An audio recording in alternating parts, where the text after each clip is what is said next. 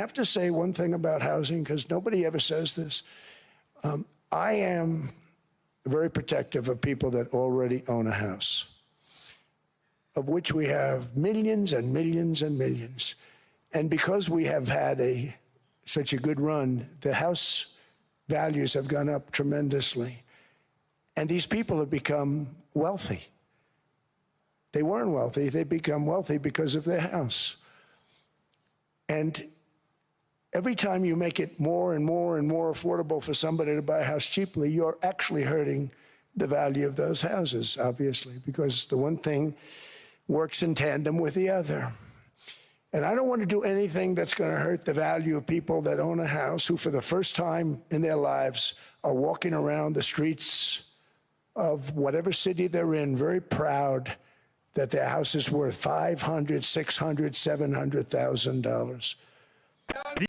The hip-hop that millions of people around the world listen to all came from this Mitchell Lama building, where DJ Kool Herc played a new kind of music at a party he organized so his little sister would have money to buy new clothes for school.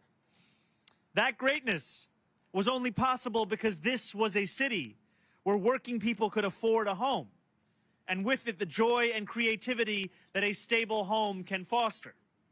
When New Yorkers can afford a home, New Yorkers can afford to make great art. And when New Yorkers can afford a home, New Yorkers can afford to be themselves.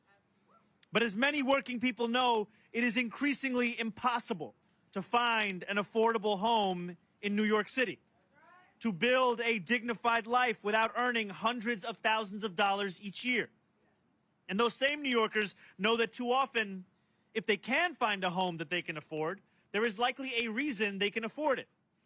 Roaches and rats, heat that never turns on, elevators that are always out of order, bad landlords who take their money and yet never respond to requests for repairs. A dignified life does not just mean having a roof over your head.